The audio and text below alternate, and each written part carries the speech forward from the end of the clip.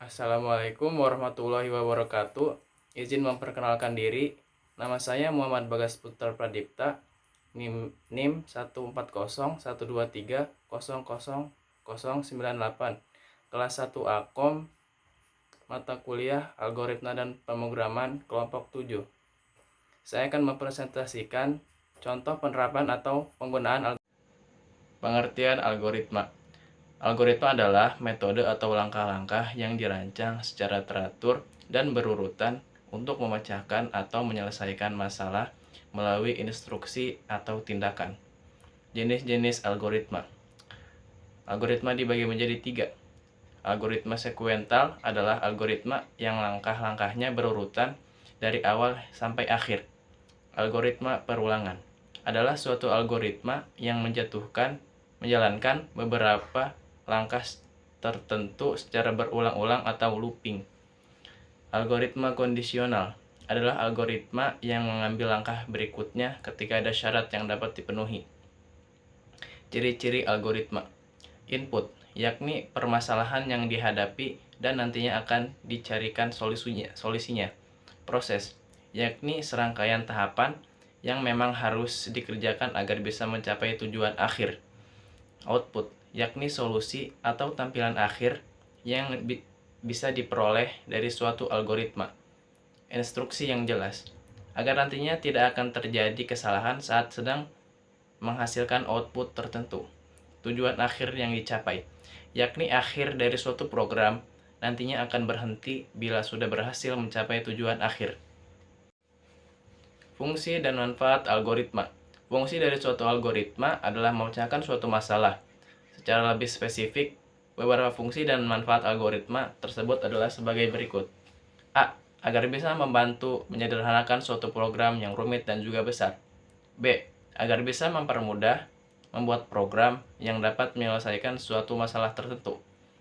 C. Bisa digunakan berulang kali dalam menyelesaikan suatu permasalahan. D. Membantu menyelesaikan suatu masalah dengan logika juga sistematis. E. Agar bisa meminimalisir penulisan program secara berulang-ulang.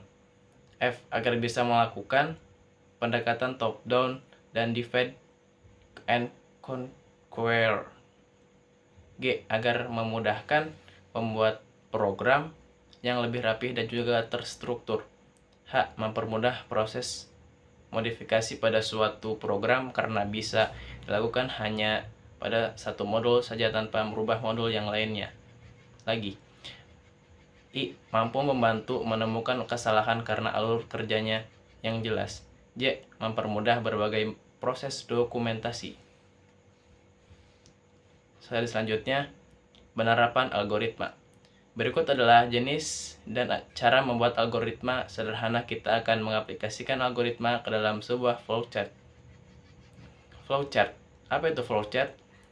Flowchart atau diagram alir merupakan suatu diagram dengan simbol-simbol grafis yang menyatakan aliran algoritma atau proses yang menampilkan langkah-langkah yang disimbolkan dalam bentuk kotak beserta urutannya dengan menghubungkan masing-masing langkah tersebut menggunakan tanda panah.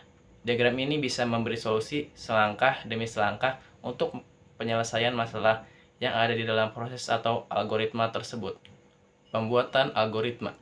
Pertama, yaitu inputan data. Setiap data yang masuk haruslah bilangan bulat. Setelah data inputan masuk, bagi bilangan bulat tersebut dengan angka 2. Apabila sisa dari hasil pembagian adalah angka 0, maka dapat diambil kesimpulan bilangan genap. Sebaliknya, jika hasil sisa dari pembagian nilainya bukan 0, maka kesimpulannya bilangan tersebut adalah ganjil.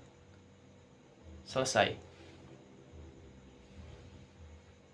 25 contoh penerapan atau penggunaan algoritma. Yang pertama, algoritma memasak telur. 1. Siapkan telur yang akan dimasak. 2. Tentukan telur akan dimasak seperti apa. 3. Kalau ingin dimasak ceplok, maka 4. Panaskan penggorengan yang sudah diisi minyak. 5. Pasangkan telur di penggorengan dan tunggu sampai matang. 6. Kalau ingin dimasak rebus, maka 7. Didihkan air dalam panci. 8. Masukkan telur utuh ke dalamnya dan tunggu beberapa menit sampai isinya matang. 9. Siap untuk dimakan. 2. Algoritma menyalakan PC. 1. Pencet tombol on di CPU. 2. Apakah komputer sudah menyala normal? 3. Jika iya, apakah muncul pesan error di layar? 4. Jika iya, lakukan troubleshooting. 5. Jika tidak, komputer bisa langsung digunakan. 6. Jika tidak, apakah lampu indikator menyala? 7. Jika ya, pencet on pada monitor. 8. Jika tidak, cek sumber untuk memastikan arus. 9. Apakah masalah teratasi? 10. Jika iya, komputer bisa langsung digunakan. 11. Jika tidak, silahkan panggil teknisi untuk memperbaikinya. 3.